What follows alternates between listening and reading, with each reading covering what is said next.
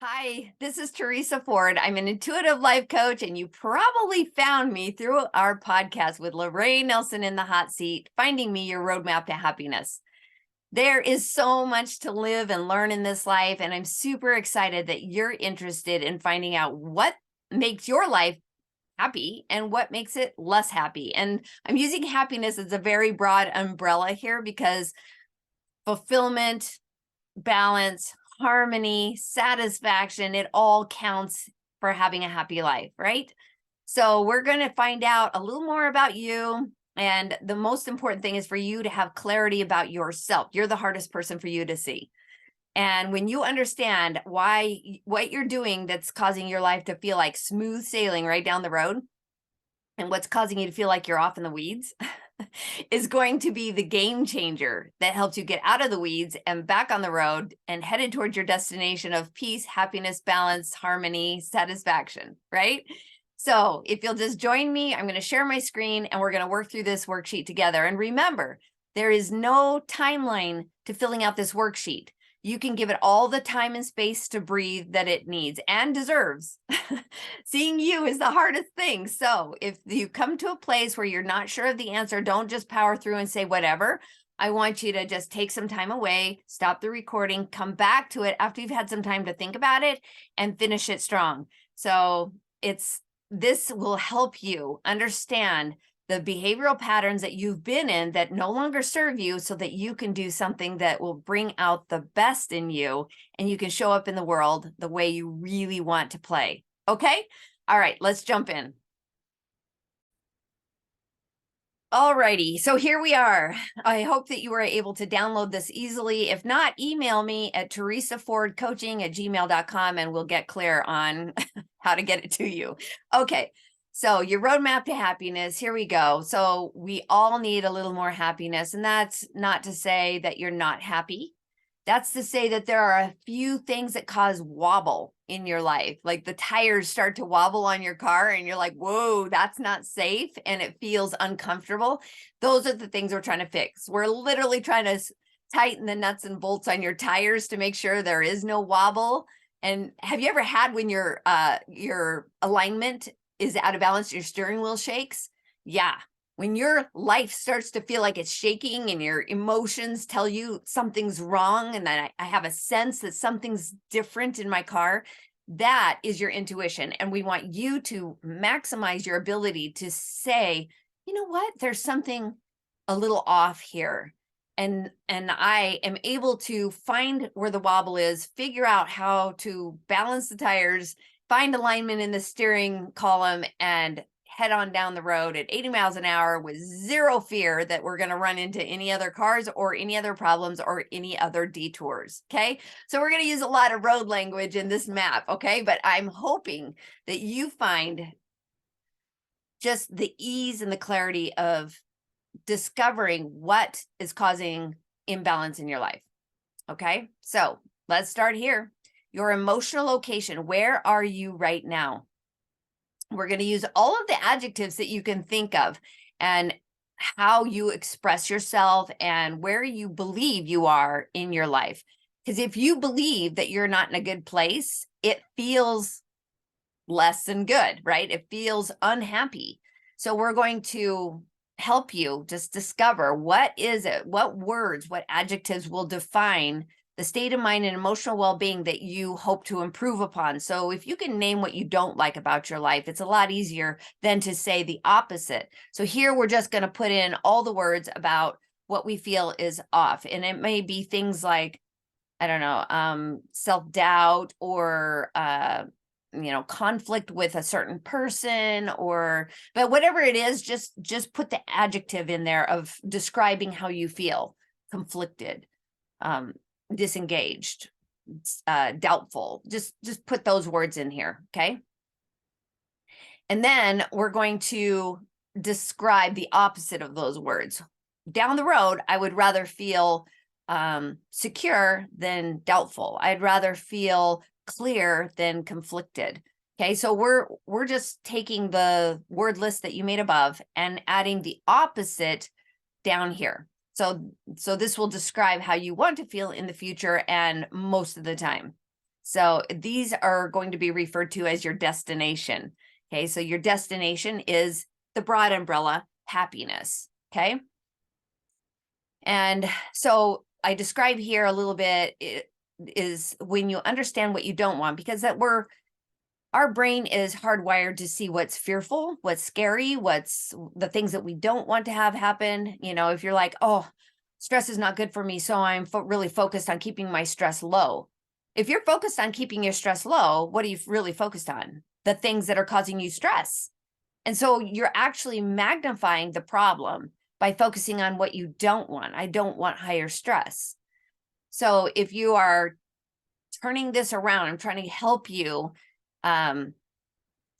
shift the way you speak, the way you think, because what you think about is what you get more of. So we want you to get more of the good stuff, right? So we have to think about what to do, but your brain has been hardwired and conditioned to think about what not to do or what not to feel or what not to get more of. Okay, so we got to look at the markers that what is ruffling our sense of peace, engagement, fulfillment, safety, prosperity, satisfaction, success, confidence, or productivity. Why do you feel negative emotions? And let me just clarify here. The reason we think or we feel negative emotion is because first it was a thought, and the thought was coming from fear, because your brain doesn't have the capacity to think of anything other than how to keep you safe. And so it has to troubleshoot life from, ooh, that's not safe and I wouldn't want that. And so there's fear involved. It's the absence of faith. Does that make sense? So if you're working with the absence of faith to even a small degree, if fear is present, you're getting more of what you don't want than what you do want. Okay, so we're trying to remove the absence of faith, and we're trying to put more faith, less fear into every thought that we have, because then the thoughts produce a much better result, which is it feels good.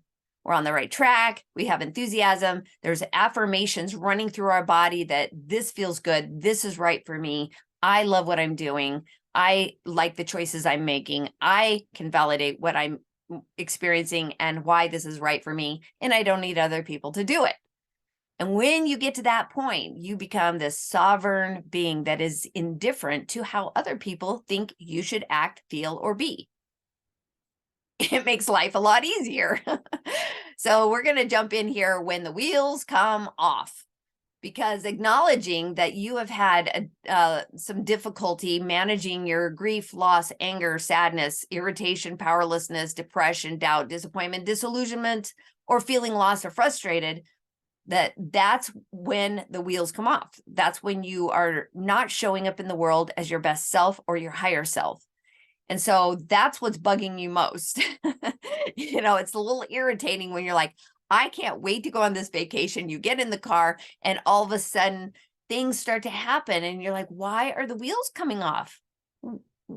What is that? What am I supposed to learn from that? And these are the most important questions you can ask. What am I supposed to learn from these negative emotions? They're trying to teach me something about the things that I think about. And when we think a thought that we think is true, but it has the absence of faith to it, so we're acting as if it's true, but it's not holding a true emotion, that a trueness feels good. So let me just say that truth feels good, falsehoods feel less than good. And when you're feeling less than good, you're thinking a thought that has the absence of truth to some degree. Could be a big degree, depending on how deeply you feel that, or it could be just a little annoyance, just a little, don't like it. And that is just a little bit of the absence of truth. And that if we make this belief that is also attached to your values, so like, well, I believe in being honest or kind or loving or loyal, whatever that high value is, you're attaching this belief to the value so you can validate it. But if it has an absence of truth because it's less than your true self, it's not really your higher self that's talking, it's your fear brain interfering with the trueness of what you want to feel. That's a lot, I know. Just let this sit for a second. If you need to just process what I just said or listen to it again, that's what the video is for, is that you can hear it again and again, because it's almost like hearing a new language at first. Let this set in, because when you think a thought, and it's for your higher good, it's going to feel really good. There's going to be optimism and enthusiasm and limitlessness and faith and courage and empowerment. It's going to have all the good stuff in it. But if it is lacking some of truth or some of faith, then it's going to have less of a positive impact on your life. Hopefully I'm saying that just a little more clearly. Sometimes we have to hear it in different ways before it really sets in and we can hear it more clearly. Like, this is where you're hearing it, not necessarily here. This is where you hear it. And then it translates into, ooh, good idea. Ooh, I heard that. Like, your understanding comes second to what you can hear clearly. Does that make sense? Okay. I hope it does. Because your spirit is what can hear truth. Your brain translates the good feeling of, I heard truth. I know that to be true for me. And then your brain's like, oh, okay, we can go with that. So, we're just trying to take the things that cause drama in our lives and turn them into the benefits that we're here to receive. All right. So I talked a little bit already about Controlzilla. Controlzilla is your brain. She's shooting from fear. There's nothing that she can really help you with as far as things that you want in the future, other than to tell you what not to do, what didn't work in the past. That's what Controlzilla is doing, is telling you what didn't work in the past. Okay. So fear causes resistance. So when you have resistance to the things that you want, it's because Controlzilla is in the way and not letting your true self come forward and make it happen, meaning receive the good, allow the things in that you want, the love, the light, the opportunities. You want to let those in. But if you're having fear thoughts, it's less likely to come in because now you're blocked, or there's resistance to receiving the things you may not know you deserve, may not know you could live with the good and live without the bad. You know, when we've been in chaos our whole lives, and my background is from a childhood of conditioning that had a lot of chaos in it, emotional chaos, because I had emotionally unavailable parents. And when that happens, you have to find what resistance you learned so that you can get out of the way and let all the good stuff in. Okay. So it's nearly impossible to focus on what you fear and get what you want. And so we're going to write about this right here, and we're going to list all the things that we want in life in sentence form. So be as descriptive as you can. Use the back of the page if you need to. Use a journal, whatever it takes, but fill this in and be very clear.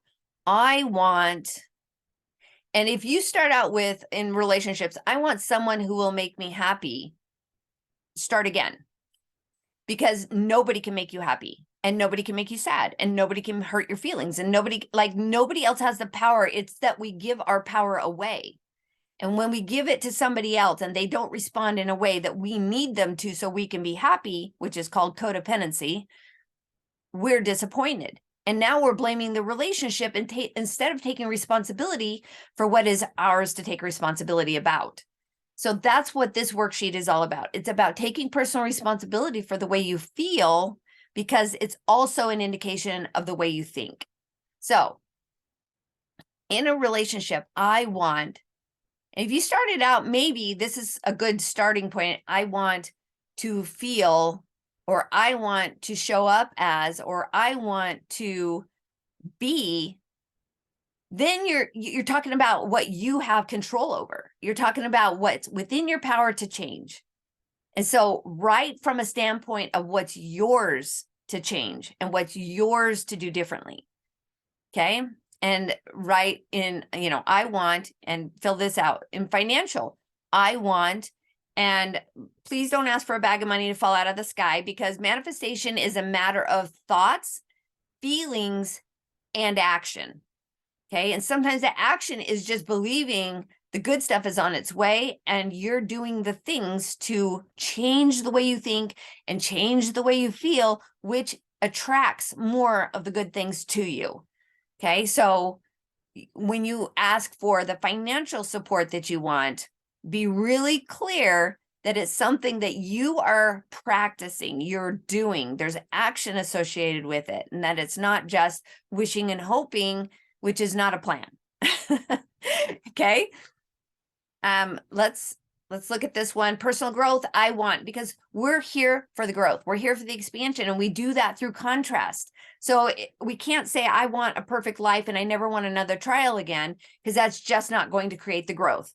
That's not going to help you build the strength and the courage and the empowerment and the mindset shifts that it takes in order for you to become your higher self, that you're here to be intuitive and to be clear and to be happy and to transcend the shadows, to go from fear to love, fear to faith, fear to, or I should say resistance to allowing. You're here for that. That's the pathway to growth. Sometimes we do it with the worst of challenges, but that's just because you have the capacity in you to overcome that challenge. You're never given anything that you can't handle.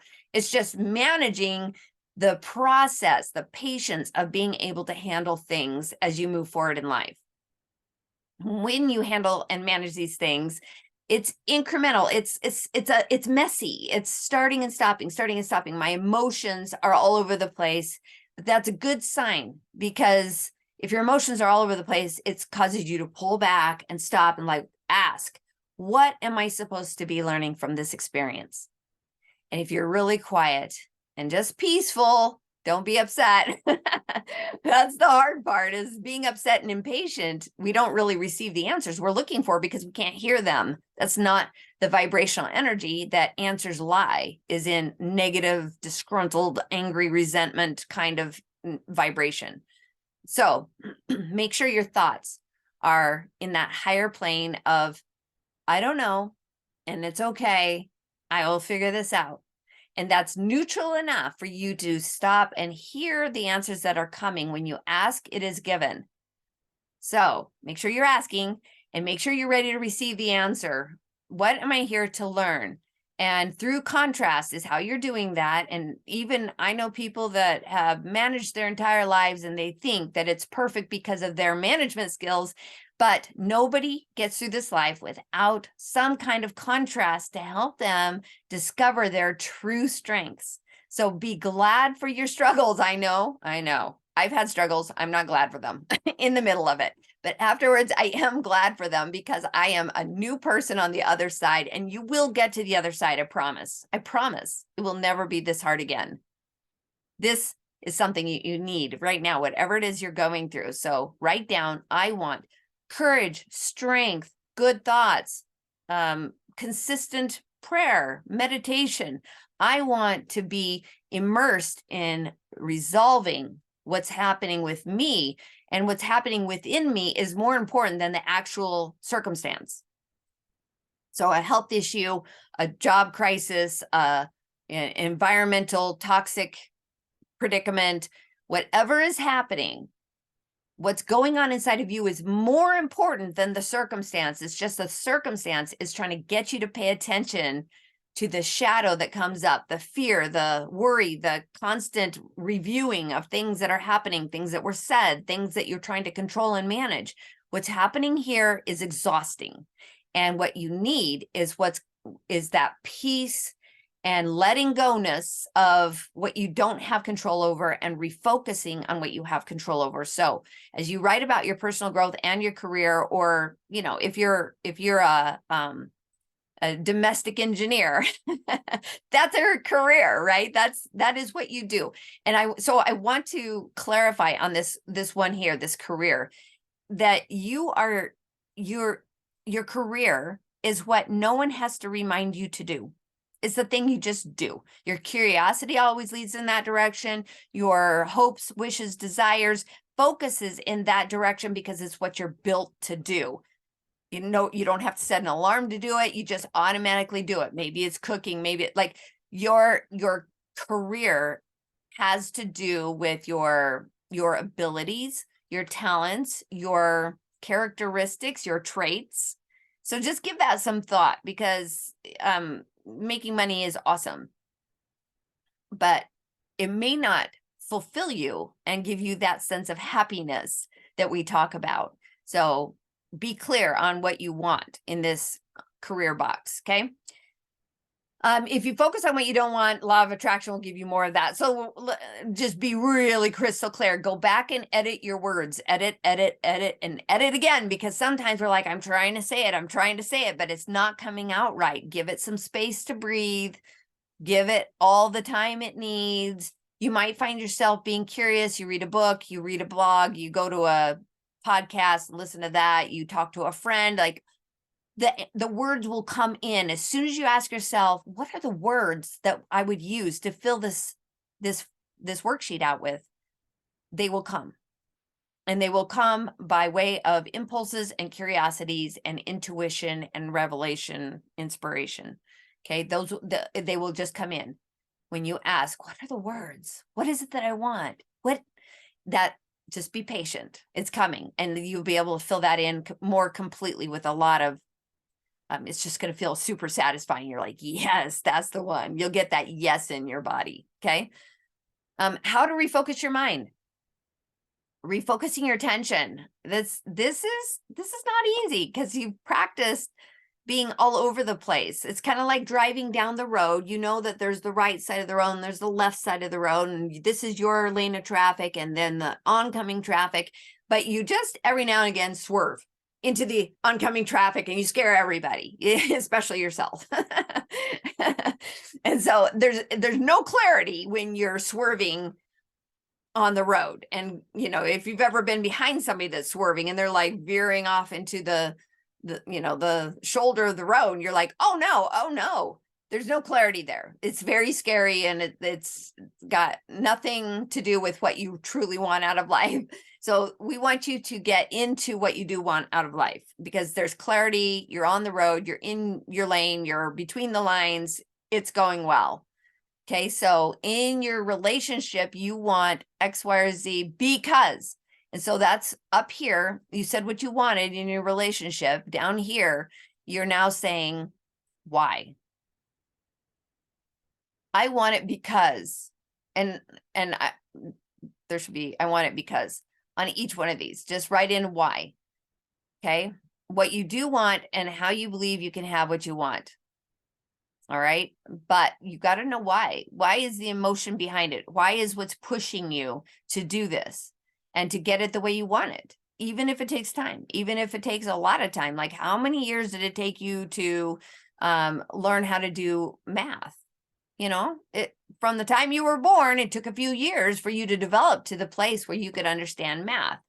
So it's no different when you're trying to understand yourself and your thoughts and your emotions and what you want out of life and why it's hard to get it. And you've just got to be patient with the process. And so name what you do want, I want, and that this is being super clear. You're condensing everything that you said up here in these boxes into a very short form. I want, and it's usually that idea that brings your brain up a couple notches. It's like, oof, yes. Like in my relationships, I want unconditional love.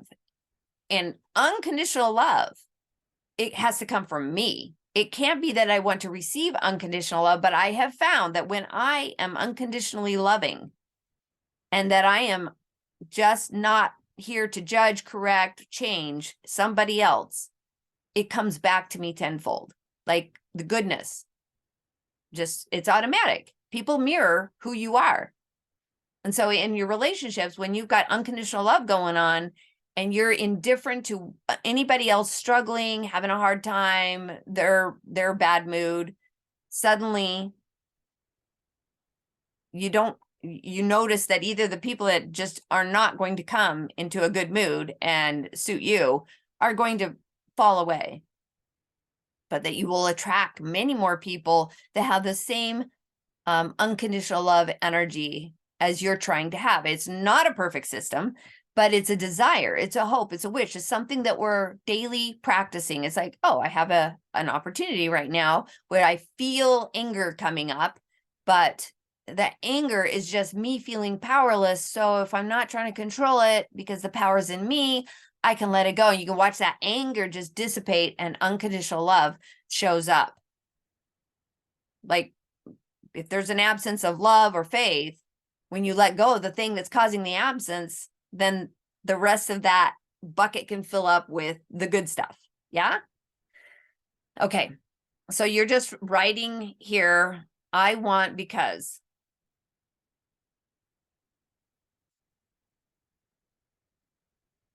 So this is, I describe a little bit here. See if you can feel the energetic shift. And that is what you're trying to find throughout this whole worksheet is the energetic shift. This has been hard for me and I'm afraid I'll never figure it out. That's a really tough thought to have, and it's going to give you more of what you don't want. Okay. But if you think that, you're never wrong. So there's some truth to it. You're afraid you'll never figure it out, but the truth has an absence of faith. Does that make sense? That if you'll never figure it out, and the words I'm afraid, obviously there's fear there. I'm afraid I'll never figure it out. Can't be true, because at one point in your life, you didn't know how to tie your shoes and now you do. So you didn't know how to write a full sentence and now you do. Like you have figured it out your whole life. You didn't know how to drive, but then you figured it out and now you do. So if there are examples in your life of how something has been hard for you, but you did figure it out, we can shift this and say, this has been a hard lesson to learn, but I am learning and growing by leaps and bounds. And can you hear the shift of that energetic phraseology? Yeah, it's different, right? And now you can actually get out of the mire. You can get out of the weeds. You can get out of this place that you really don't want to be. I don't want to be off track. I don't want to be off course. I don't want to take the wrong exit. I don't want to be in the weeds. I don't want to run off the shoulder. When that happens, there's no clarity. But when you can shift the fear into more faith, there's clarity. And now you're back on the road again and you can run with it. You can go with it. You can gather momentum forward, right? You can go 80 miles an hour down the road and not be afraid because your momentum is within the parameters of your control. You're in your lane. You're between the lines and you're abiding by the rules of the road. So you can go 80 miles an hour and not even think twice about it and just tap your toes, turn on the music, do. You're just going down the road, enjoying the scenery. Nothing's wrong, right? That's what this energetic shift in your mind can do for you.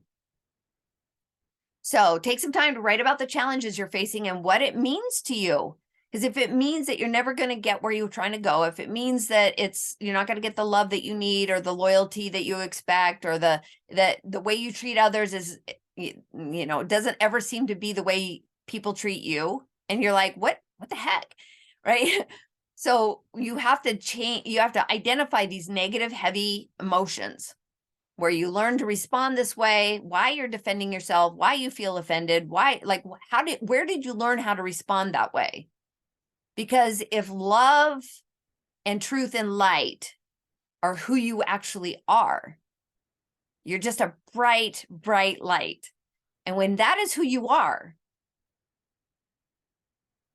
and you act apart from that, it doesn't feel very good. It feels powerless. It feels like you're misunderstood. You want to be understood. So you're trying really hard. You're over explaining to people that don't have ears to hear you. There's a lot of resistance there. Lots and lots. They don't want to hear you. They've got their own wounds. You want to be heard. You have wounds. And when you're trying to do that, your emotional response is based in fear. And that's why you get defensive. That's why you feel offended. That's why you over-explain. That's why you go into an emotional state that makes you feel like you want to run away or block these people or, put hard boundaries in place when maybe light boundaries were needed. Does that make sense? So check your vibrational energy and take some time to write about the things that make you feel powerless, that are troubling you on your journey to your destination. So here's the directional shift.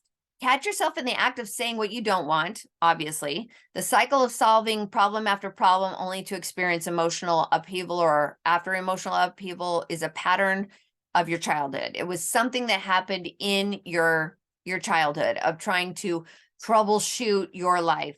Now, I know people that had a really good childhood, and but one of the siblings in their family was needed more attention. So everybody else around them, had to grow up and take care of themselves and mature and help out around the house. And it's not that those are bad, except for when that's carried over into an adult relationship, when the people they get engaged with are needy. And so they end up being their parent. And there's nothing worse. Ask me how I know. There's nothing worse than being in a relationship where you're the parent, because you're not their parent and you never can be, you never will be. But if you had a need to be emotionally responsible, more so than maybe your parents were, or more so than another sibling that got a lot of extra attention than you did, you may find a pattern where your perspective is that you are here to parent others. You are here to be the mature one. So you might find the opposite of you. They're fun and silly and like a child, and I never got to be a child, so I'm with this person, and now it drives me crazy because they're immature, and now I'm upset that they're not growing up and having a mature life with me. And so you can see kind of how we take things that we learned in our childhood, for better or worse. It wasn't abuse or anything like that. Now, I'm not saying that abuse is going to probably be magnified, right? But these little nuances where it wasn't abuse, it was just a circumstance that you perceived at a young age when you were too emotionally immature, underdeveloped, actually. You're too emotionally underdeveloped as a child to process what was happening. So you just did your best, and that was perfect. It really was. It's just now we got to take a look at what's going on so that it puts you in a better emotional state. Okay. So here are 10 ways to find relief from strong negative emotions. So if you're kind of stuck, you're like, well, here's how I feel and I can't unfeel it. Well, we're not trying to get you to unfeel it. We're trying to get you to find where there's less faith, less love, less truth, less light in your thought processes that's causing you to either be in fear, feel unsafe, feel defensive, feel like you should be offended. Like, what is it that's happening in you? It's what's happening in you, not in anybody else or their reaction to you. That's theirs. It's over there. This is where we get hung up. This is why we're in the weeds. It's theirs. Let them have it. And if you mirror them, there's something in you that's not healed. If there's something you don't like about somebody else, it's because that thing in them, it's either in you to do also, and you just haven't done anything with it. So that's called jealousy. Or you see something in them and it makes you angry that they're always trying to manage people, or they're always worrying about things they can't control. That's in you. If it bugs you, it's in you. And when it's out of you, you're indifferent to it. You can't be moved by it. So anything that you are being moved by, this is 10 ways to find relief from those strong negative emotions. Okay. And I'll let you read through them, but I will emphasize that journaling is everything. Journaling. When you write, you kind of leave your brain. Your brain stops coming up with the words, and your spirit, your soul, your inner light knowingness, that's the one that starts writing. And you can describe it. And at first, you're probably going to describe the circumstance, the person that's driving you crazy, and why it's wrecking your life. That's fine. Just get that out. That's your brain. But keep writing, because pretty soon your brain's going to run out of fearful things to say. And your spirit's going to start just diving into how it could be and what you want instead, and all the benefits of being with people that remind you that that wound is in me. I need to take responsibility for that. And what can I do about it? So let me just give you an example here. This is what's just coming to me now. Is the reason I had emotionally immature parents is because it was my job in this life to overcome the fear of rejection, the fear of abandonment, the fear of being not lovable. Because my number one of all things, that my highest value is love. And I was taught to earn love, that I wasn't lovable just to be cute and twinkly. I was supposed to earn it by putting my shoes away, by making my mom happy, by knowing what she needed before she needed it, which was an impossible task. So there was a lot of contrast in my life that I took into my first marriage. And that person that I was married to was just a huge mirror for me of the story that I grew up with, that you are unsupported. You are emotionally and financially unsupported, which was the energy and the wounds I had around my mother. Now, the person I was married to, I please don't want to put out there that he was a bad person in any way. He just had his stuff and I had my stuff. And he was actually a very good person, but together we weren't able to figure out our wound patterns. It just made the wound glaringly obvious of the work that I had yet to do to overcome my story about being unsupported as, as an emotionally underdeveloped child. So as I'm saying that, it's not my stories, it's not the things that I say that is going to matter to you. It's what you hear. And so if a memory or an example comes to mind in your life about who you've been hanging out with and why, oftentimes we're just really mad and we're blaming other people for our discomfort. But if we hadn't had those interactions with those people, or been put in that environment, or had that experience, or been disappointed, shocked, experienced grief, loss, sadness, we hadn't had those experiences, we wouldn't know what we don't want. It wouldn't give us an opportunity to go towards what we do want to the degree in which it's pushing us. So it's kind of like having the wind at your back down the road. You get better gas mileage.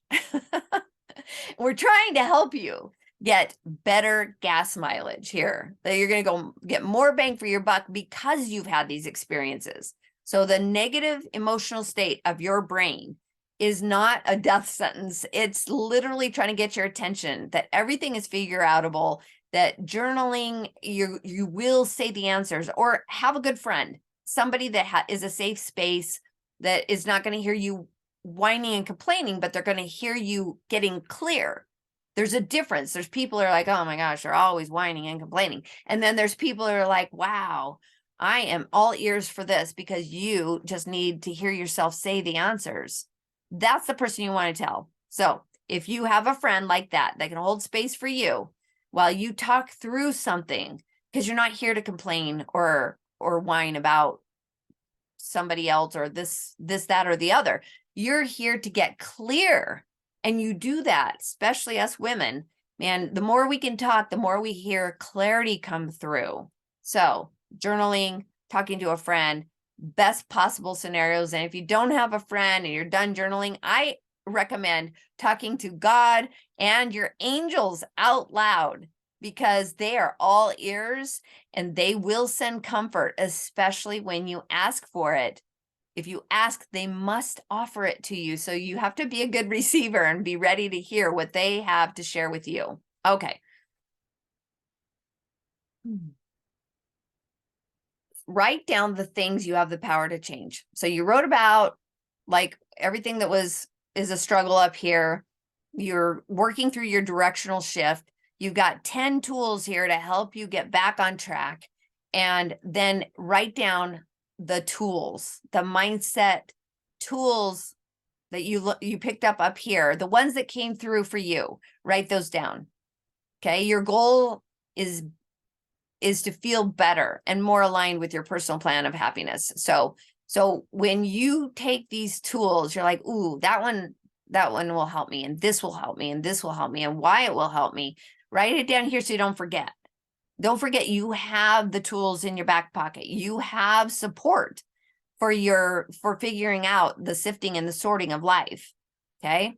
And then let's look at other ways that you can change a mood if you need help getting your thoughts going in the right direction. You can reset, take a nap. And I am not kidding about this. That is an emotional reset. Energetically, you're exhausted, especially late at night. This is usually when all the garbage comes up and we review everything that happened during the day, or we have an argument. Like my parents, 9 times out of 10, when it would really hit the fan with them was at midnight, when they were both too tired to make sense. So if it's happening in the morning, in the daytime, take a nap, 5 minutes, just go under the radar, just get off this crazy bumpy road that's not paved and it's got boulders rolling down the cliffs and it's impending doom. Like you're in a bad place. Take a nap. Stop the car. Take your foot off the gas. Put the car in neutral. Just slow down this negative emotional momentum that's going. So you can just stop all the bad things that are about to happen as you're headed towards the cliff. And reset. So there's 2 ways of thinking of this nap. You can like, oh, it's exhausting, I'm going to take a nap. You wake up 10 minutes later and you go right back into thinking what the problem was, who's at fault, why it happened, what you would have said differently, all the things. You need another nap because you didn't let the nap help you. If you allow the nap to help you, you're going to take a nap, reset everything, go into that state of unconsciousness. And then when you wake up, go do something that's interesting. Go do the first low-hanging fruit that makes you feel good. Maybe it's a snack, which is the second one I have on here. Do something other than focus on what you don't want, because you're headed for a cliff. You've got boulders coming on both sides. Like the tires are coming off, the engine's blowing up, everything's coming to a head, and you need to shift gears. Okay. And shifting gears, take a nap, get a snack, do something different, take the stress off and watch the relief come. That is going to help you. So it's your job to identify what might be going on. Sorry, it's your job to identify what you might be going without. So there are needs that need to get met. That's usually why our emotions just keep rising negatively like that, is because we have needs that need to get met. Spiritual needs, physical needs, emotional needs, and mental needs. And it's nobody else's job to meet those needs. It's yours. Okay, so I want you to just write down the fear-driven emotion and then write down the need or want associated with the emotion here. What is it that you need? I need someone to hear me and understand me. The shift of that is, can they understand me? Is it their job to understand me? Or is it my job to validate myself and understand me and offer the emotional, mental, spiritual support I need? Because nobody can do it for you. Other people have their other stuff going on. They don't have the maturity or the ears to hear you more often than not. Now, some parents, they can do that for you. If you still have a parent and they're trustworthy and they've given you good advice and you can talk it out with them and they'll help you just talk until you find the answers, that's fantastic. But if you don't have that kind of emotional support system, you don't actually need other people to do this for you. So it's for you. It is for you to do what you need to do. Okay. All right. So make progress. Following your impulses. Suppose you let off the gas for half a second, because if you don't, you might do or say something you regret, right? Relief is the indicator that you're on the right track. When you just find the energy coming down, it's not as important, you're not as focused, it's not consuming everything about yourself.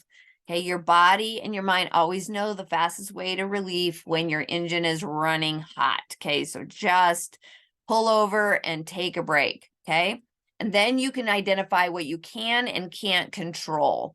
And then you can start to enjoy the ride, because you've got tools in your back pocket. You know, the signs that you're on the right track is that you're finding relief and you're going in the right direction. And this is what you're here to receive the answer to what can I learn from this? What's my takeaway? And the takeaway is always has to do with where you once were and where you now can be. It's the shadow to the gift. It's what you're here to offer the world. It's where you struggled before, but now you can hold empathy and compassion for somebody else that might be in that place. And that's where you come in and you can offer encouragement and support and listening ears. And you can be that for somebody else that maybe you didn't have for you, right? But that is your gift to the world, is to be in that state of love and faith and personal peace. Yeah, right. That's another way to say happiness. So just take a minute here, write out what you want to remember after filling out this worksheet, and write down your takeaways so you don't forget. Put them in your journal. And if there's some big ones that are going to help you navigate life more often and in better ways, put them where you can see them, like the mirror on your visor in the car where you always check your teeth. Put a sticky note there and some of the best takeaways so that you have clarity all the time. Because I tell you what, if you're anything like me, you go to bed, you wake up, you're like, I don't know. I don't remember how to troubleshoot this, because it's a habit of going back into the fear brain. So then you have to make a conscious effort to remind yourself, either with affirmations or with writing these tools down, or the things that have come to through your spirit, your knowingness, that's like, that's right for me. That's what I want you to put here. Okay. And how will your life be different moving forward? Make a commitment to yourself, like a radical commitment, that I will never allow other people to move me in a way that puts me in a bad spot emotionally, that cuts off my engine and it disallows me to take the journey I'm here to take and reach the destination I intend to reach, right? Write down how this will be different from you, that you used to do it this way, but now you're going to do it this way because it feels better to you. Not because it gives you power over other people, not because it makes you feel so proud and now other people are looking smaller in your perspective. We're not doing that. We're just talking about, I feel better. This is good for my life, and I don't need anyone else's approval. I don't need anyone else's validation. I feel good about it. And when I'm doing a good job, I know I'm doing a good job, and that's all that matters. Okay, so that's what you put here. And then, yeah, if you need more help with this, I always offer just a little coaching, you and I together sitting in a coaching session where you can understand your thoughts better, when you can see yourself more clearly. So I highly encourage you to reach out using this link here that's at the bottom of the worksheet, and set up your consultation so that you have absolute clarity. I don't want you to wander through this and not get results. Bottom line, I'm the kind of coach that insists on getting results. So I want you to see yourself more clearly and know the potential that is in you to go from that lower state of energy into this high vibing